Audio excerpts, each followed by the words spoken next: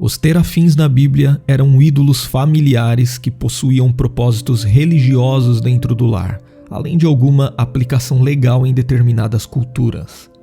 No hebraico, o significado de terafins é desconhecido, pois sua derivação é incerta.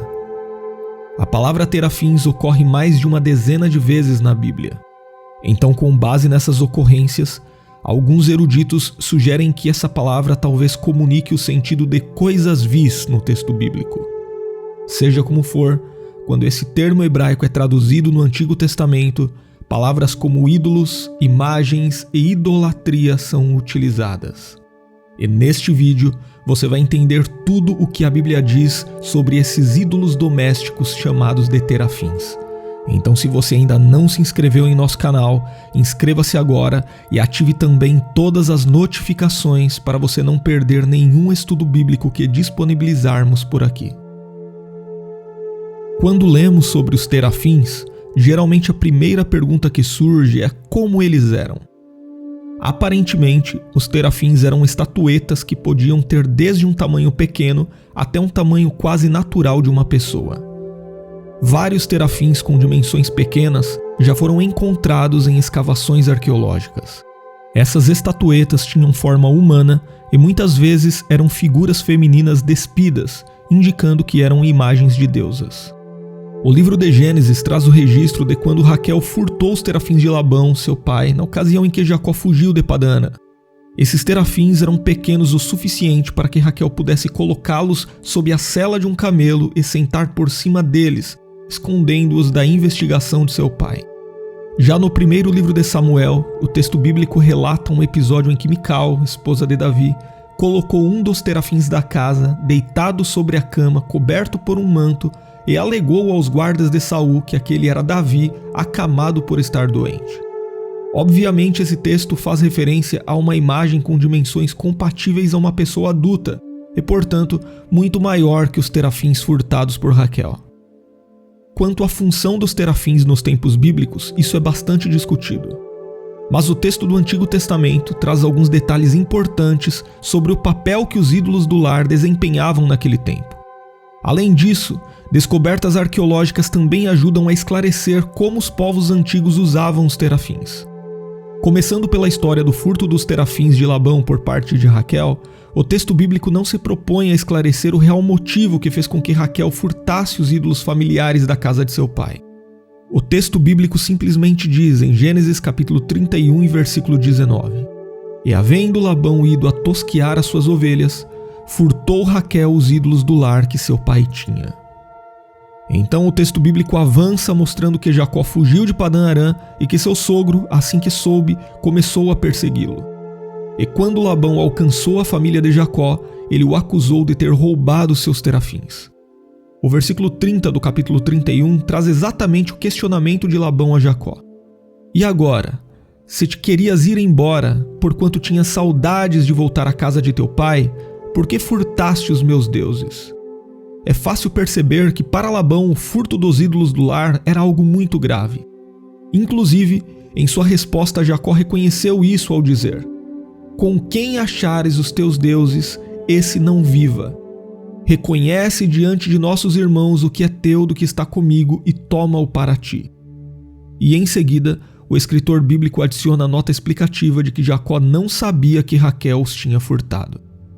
Na sequência, o texto bíblico ainda informa que Labão não encontrou os terafins com Raquel e termina registrando a aliança de paz entre Labão e Jacó.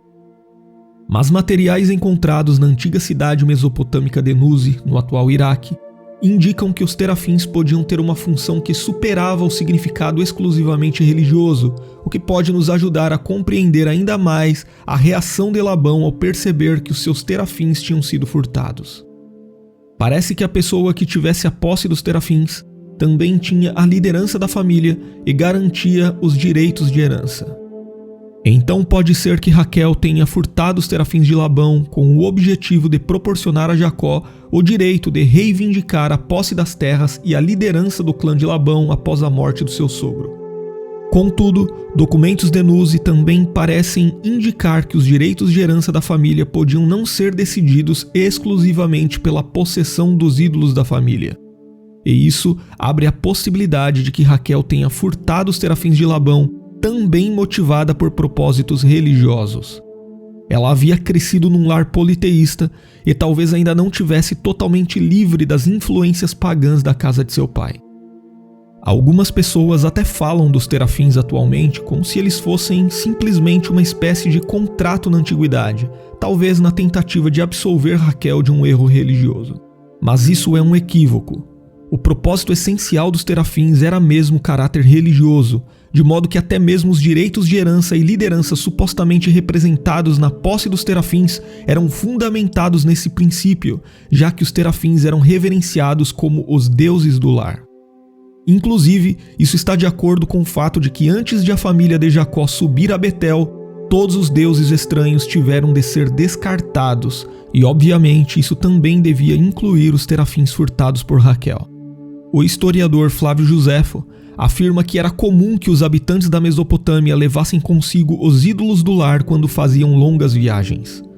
Isso porque, com relação ao propósito religioso dos terafins, geralmente eles representavam proteção especial, prosperidade e fertilidade para o seu dono. Inclusive, os terafins tinham uma função supostamente profética, pois eles eram usados para a prática de adivinhação. Na profecia do profeta Ezequiel, por exemplo, em Ezequiel capítulo 21, nós lemos que o rei da Babilônia consultava os terafins.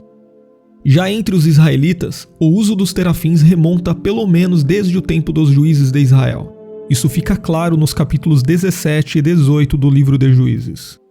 Mais tarde, já durante a monarquia, os terafins estavam associados aos médiuns e feiticeiros durante a reforma promovida pelo rei Josias em Judá.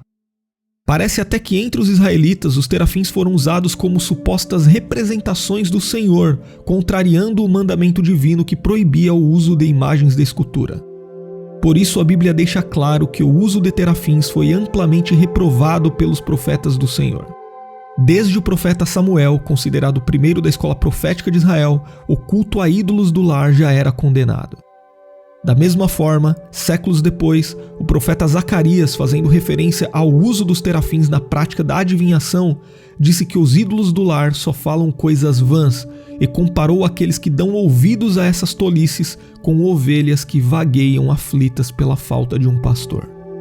E se você gostou de entender o que eram os terafins nos tempos bíblicos, compartilhe este vídeo com mais alguém, inscreva-se em nosso canal se ainda não se inscreveu e deixe também o seu comentário.